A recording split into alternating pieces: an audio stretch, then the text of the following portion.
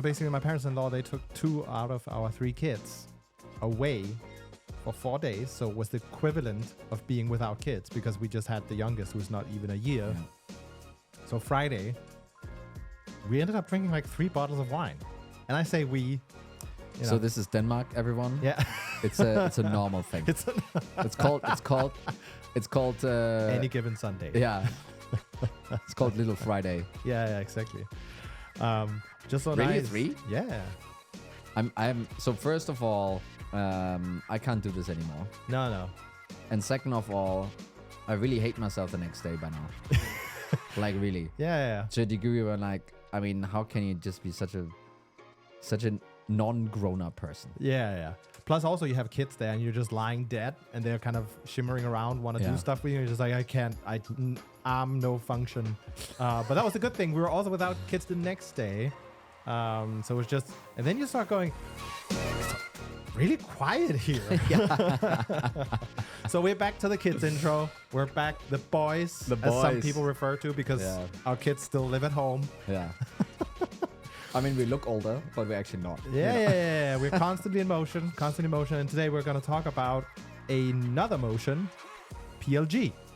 Smooth segue. No, I like it. Today we're going to talk a bit about PLG. I mean, we are not the, what do we call, the grandfathers of PLG or anything. We are not the experts. Whoops. Are we the experts on anything? No, I don't know. No. I don't think so. But what we're good at is research. Yeah. And formulating opinions based on research. Yeah. And that's hot take. That's what we're going to do today. So we had a well-researched guy as well on the show a while back, Jaco van der Kooi. Yep. And he actually talked about the risk of following trends, PLG potentially being one of them. You hear about one case that's, a slam dunk, home run, whatever. And then you're going, we should also do that, right? And so today we're going to talk a bit about some of the things that's happening lately, because quite a few things have actually happened around PLG. So let's get into it. Yeah, I mean, and he was almost talking about it in like, you'd go to a conference and there are 5 people on stage saying that PLG totally worked for them and now they're like a unicorn. Yeah. And you're like, this is the recipe to become a unicorn, yeah. Right? First of all, it's non-data backed, it's not researched, it's not, it's peer just reviewed. It's just some random people that want to be on stage. Yeah. Kind of that's what Jaco basically said, right? Yeah. It's not like this process of science or medicine. There's no such thing, right? No. It's basically, I would say it's the new world of snake oil, actually. And some of it is good, by the way. Some of the snake oil really works, but some of it really doesn't. Yeah. And you need to figure out, what does work and what doesn't work, right? Yeah. And I think what we want to talk to today about is, what's the state of PLG today, actually? And there's maybe a little bit of a hint of glee in our voices here. Yeah. And we're gonna dive into this basically now, right? So, what has happened? Let's just kind of do a little bit of a going back in time. Product-led growth companies. So really, product-led growth, what does it actually mean? It means there's a free trial or sign-up button on your website. You can go in, you use it for a while, you put in your credit card after a while, and then you use it, and then you grow, right? Mm-hmm. Kind of that's, what's the upside of it? Oh, you don't need a sales team. Yeah. Check. Yeah. Big check. And hey, you know what? I can actually use some of those sales resources, put it into product instead. Yeah. Build a better product in the process, and get more customers in the process because I have a better product now, right? So it makes total sense. Let me just be clear about this. Makes total sense on the surface of this. And really what happened basically before interest rates rose, before Putin invaded Ukraine. Yeah. Before that happened, PLG companies were growing a lot faster than non-PLG companies. Yeah. Publicly traded one, or where that kind of information was accessible. However, after that, infinite money splurge that we lived through, and now it's the zero interest rate period policy and quantitative easing. We're not gonna explain. Printing money. I'm not gonna printing money and buying stocks. So meaning the cost of money is cheaper, and there's more money out there. Yeah. So that disappeared. And actually, what happened now is that non-PLG companies are growing faster and are valued higher. So this whole thing basically has been reversing. That tells us a little bit about, well, was this just a hype? Was it just a label that were touched? And therefore people were like more bullish on this. Yeah. What's behind that? And there's a couple of really interesting stats actually behind it. So our friends from Insight Partners did a pretty nice piece of research.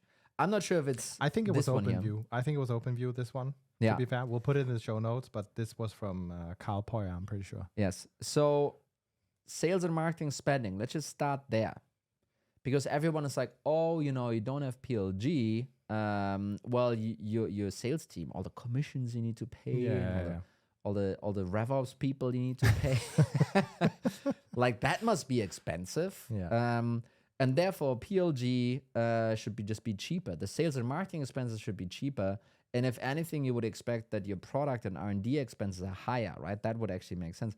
Well, it turns out that's not true. It turns out that non-PLG companies have only 34% of their resources in sales and marketing, versus PLG companies have 47% of their resources in sales and marketing. Now, isn't that mind-blowing? Isn't that crazy? Isn't that basically kind of the whole promise? The whole promise here basically turned upside down. It's like, you know what? Actually, all of that stuff that we got all of you kind of, super jazzed up on, it's not true. But I think it's also when you had the whole COVID time, you saw those, let's say, pure PLG plays just blow up. Yeah. Like completely. And then when you look today at what are the PLG household names out there, it's like I even procured a little list. So you have Snowflake, that's PLG actually. Yeah. Have Asana, DocuSign, Canva, Monday. Those companies, some of those offerings, they're not cheap, actually. So that's the other thing, right? I mean, it's really when you and I think Snowflake is the most terrible example to take. Yeah, it's true. a little bit like when any other sales SaaS platform is like, oh, we just don't gonna do it like Salesforce. Yeah, it's like, no, you won't. No, same as Snowflake. The thing with Snowflake is I can go there today.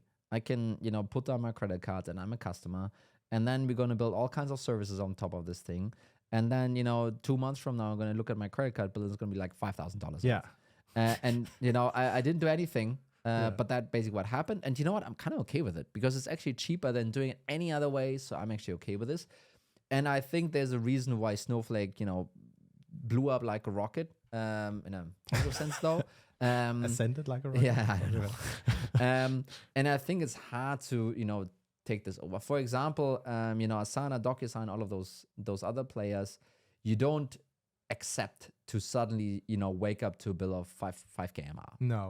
That's not a thing for them, right? But it has been actually kind of for Snowflake, right? And I think what has been astonishing actually very recently, when you look at the more recent PLG examples, so what has been, floating around was this Airtable thing. Yeah. Basically, one of the darlings of PLG turned their backs on PLG, and everyone went crazy about it. The PLG side obviously was like, how can this be? You're going to die now. The non-PLG side was like, oh, finally you're seeing the light. And the thing is, what did Airtable do? Well, let's just say it like this. They grew to 150 million in AR with PLG. So you know what? Wonderful. I'll shut up now. Yeah. But also what they did now is they flipped most of their focus to enterprise. Yep. So why did they do that? One really, really big thing why they're doing this is because churn rates in the smaller segments suck. And guess what PLG is acquiring for them? Smaller segments. And guess what you need in order to sell to enterprise? It's not a free trial button. No. You need something else. And don't get me wrong. So what is obviously super helpful, and you and I had this with Falcon. We had sometimes customers or prospects we were trying to sell into, and it was big enterprises, and they had like multiple teams everywhere. And one of the issues we had to fight against was like, well, half of our team already used the free Hootsuite license. Yeah. They already know exactly how to operate this thing. The only thing we now need to do is we need to go to Hootsuite, who's also pitching us, and just say like, you know what, upgrade those license and then roll it across. Yeah. Those 50% of the 500 users, we don't even need to train and teach anything. Yeah, They know everything already, and they're pretty happy with it. Otherwise, they wouldn't use it. So the rest is really for the other ones, right? But to get from this grassroots to a wall-to-wall, yeah, you need a salesperson, like for sure, right? And I think Airtable is basically seeing the very, very same thing happening there. And yes, in many enterprise organizations, people will be familiar with the name already because of the exposure, because of the PLG motion, and it will still take a salesperson to get it to a full-blown deal for that organization. I have to admit, I've also been wondering whether they are formally killing the PLG motion, because it just wouldn't make sense to me business-wise. You have a motion that's bringing in some kind of revenue at a cadence that can coexist with a motion that targets enterprise. So probably this could also be, you know, I think what we see in press versus what reality is might be a little bit different. No, I think really what just happened there is what everyone else was also doing. It's like this typical thing is Atlassian. It's like, oh, this is a product-led organization and their product-led growth and everything. I mean, 60% of their employees is salespeople. Yeah. So let's just not get this wrong that Atlassian is a PLG company. They're a sales company. Yeah. Right? Yeah. But did they start out like this? I actually don't know. I guess not. Maybe they had like very large PLG motion going on. And it's a similar thing with Slack. It's the same thing, right? So, kind of they grew through PLG. And funny story, like if you look at Asana and Slack, the percentage of revenue coming from enterprise, north of 40%. Yeah. North of 40%. So at some point they will have to add it to also sustain the growth as well. So, we've talked enough about Airtable for now. Probably. We could talk a bit more, but let's maybe move on, because what this really means, I guess, is PLG is just another motion. That's right. And as with any other motion, you need to assess whether or not that's good for you. And really, this is then part of your channel mix, of your go-to-market mix and everything. And just as you're looking at, should we be like, should we do a content play on marketing, or should we do a performance play on marketing, or should we do like an events play on marketing? Just as you're looking at these things, you know, outbound versus whatever, you need to look at PLG in the exact same way, right? Does it make sense to do PLG for us? And I think, and this is from Leah Tarin, number one, you need to have an offering that is simple to understand. If you are out there trying to solve, I don't know, super complex business problems through super complex stuff, PLG probably doesn't work for you. It's probably not going to be the thing. So you see a lot of PLG companies successful with like scheduling, or I don't know, Slack is super simple. Airtable, kind of an Excel example, is super simple, right? That works out. It's like, okay, I know exactly what it is. But actually kind of for me to engage with this is actually, through this channel instead of talking to salespeople. Totally get that. The next thing you need to achieve is it needs to be easy and simple to onboard. Yeah. And onboard, adopt, kind of people are making a big difference between all of them. Moment. But at the end of the day, kind of you need to have the ability that these folks can get to this is actually useful for me now moment quickly at some point, and ideally by themselves. Right? Yes, it can be product aided and stuff, but without a person behind it, right? Ideally. And then, and this is actually the most important bit, and I think everyone is forgetting about it, everyone is neglecting it. It's actually not about, the users that you get and monetizing the users you get. PLG is about driving more demand, and it's driving more demand through word of mouth. That's what this whole game is about. It has in the 90s, we would have called it virality, or in 2000, we would have called it virality or something like this. That's actually the underlying idea of PLG. And what do you need for that? Well, the people that are using you, they need to be able to pitch it. Yeah. If they cannot pitch it to anyone else, you will not unlock this viral loop of like, oh, this is really cool. And having just a referral button in your product and, tracking this, it's not going to help. If people are unable to articulate in 5 sentences, 2 sentences, 1 sentence, why this is great, PLG likely is not going to work for you, right? Then it really only becomes a efficiency play on sales and marketing expenses or customer success expenses. And, research now shows that ain't actually working out for you, right? So kind of the realization needs to be easy to understand, so simple business problem ideally, easy to onboard, easy to adapt, and then really, really important, easy to pitch, easy to generate word of mouth. If these three things aren't in place, it's going to be super difficult. Yeah. No, that makes sense. I think it's like I always see something called reverse ETL. I cannot explain it to anyone, and I have to look up every time what it means. So if that's, okay, let's do a PLG motion targeting marketing data, that's going to be really, really difficult. Yeah. I think the other piece we've talked about in the past is also, hey, you have different ACVs usually, and you basically did a shortcut mapping motions to ACVs, right? Do you see that being a factor as well for where PLG should be? Or I think it this has to do with almost the onboarding and adoption piece. Yeah. If something is €1,000 a month, it's really difficult for you to kind of jump over this hurdle by yourself. Ideally, you don't want to get the CFO involved. Ideally, you want to avoid the 6 to 8 people making a decision on this. Ideally, you want to have this just on a credit card. Hey, it's like $10 a month, $20 a month. Who cares? Let's just kind of go. Ideally, you want to be under that threshold to make it much simpler. Right? Yeah. And I think the other way around, if you think about your ACV spectrum and you're in the low end, there are only so many things, honestly, you can do in order to, service and push out in that market. And you're basically limited. If you're like below 3K ACV, I think it's going to be extremely difficult, if not clearly impossible, to do outbound, whatever your conversion rates are and whatever. But using PLG for those ACVs to convert people, I think that can work out, right? And sorry, I think we've also seen with some of the cases we talked about, they might have a low ACV on new biz, but then their NDR, net dollar retention, is pretty high because then they basically have an account pool. Yeah, and I think this is sometimes complicating the math, correctly so, but it's complicating the math. So if you have something that's, and this is true for outbound, any other motion as well, by the way. Yeah. If you have an entry ACV of 5K, but you're able within the first 2 years to get it to 15K, you can probably run outbound on this. That probably works out. And it's the same thing for this year. What I really like, though, about PLG is once you start mixing it in intelligent ways with the rest of the motions that are going on. Yeah. Right? So people now call it PLS, product-led sales. Yeah. You have product and sales in there. What's before the L, what's behind the L, it's unclear. But what it basically means is people are, jumping on your free trial.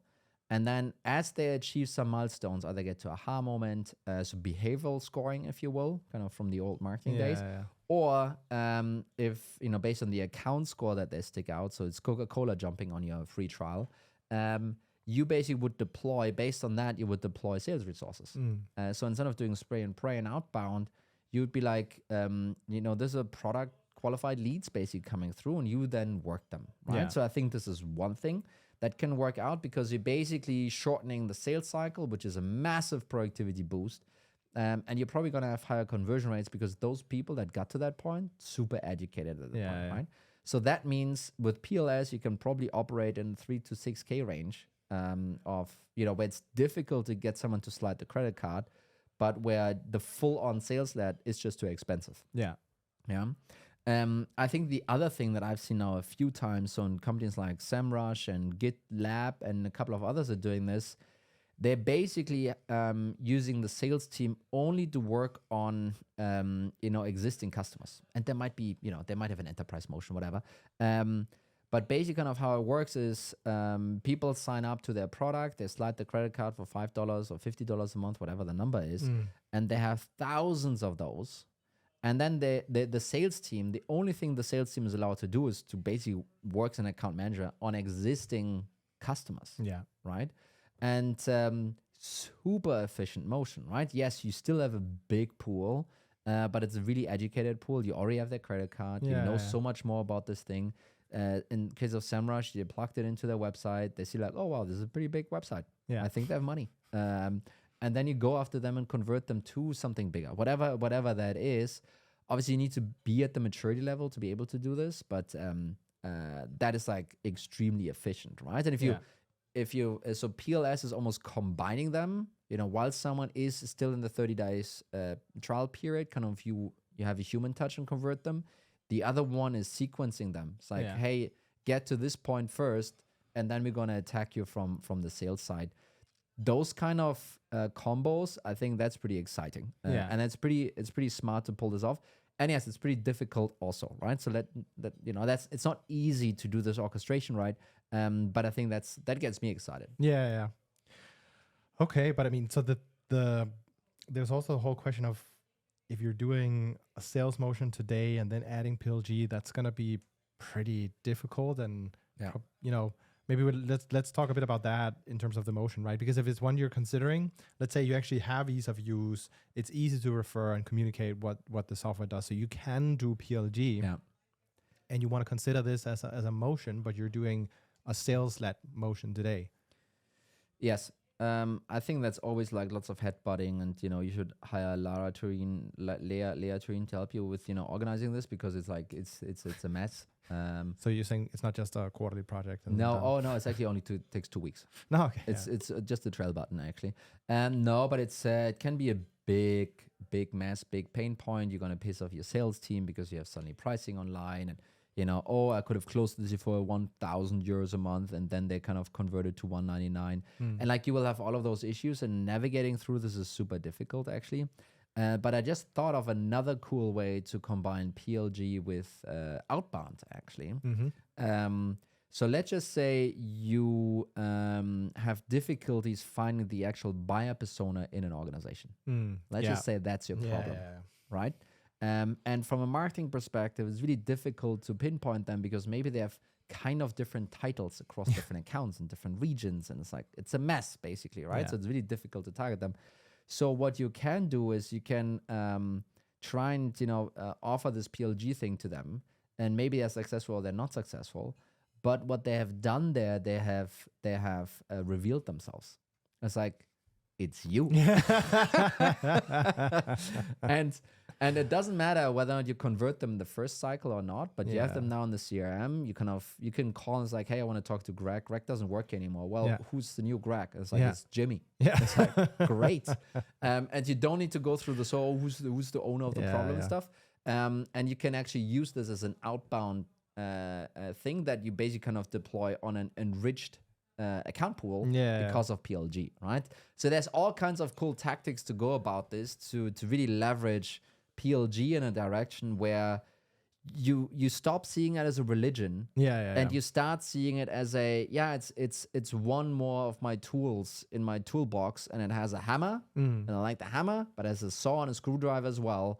And you will need all of those 3 tools in order to build, I don't know, a table, a house. I don't know. But it's also like, I saw I think this was also from OpenView, and it's like, well, the companies that run sales-led and PLG, 9% of the signups on PLG, they come from the sales-led. Oh yeah, that's right. Yeah, so these things, they will blend together as you start doing them and benefiting from each other.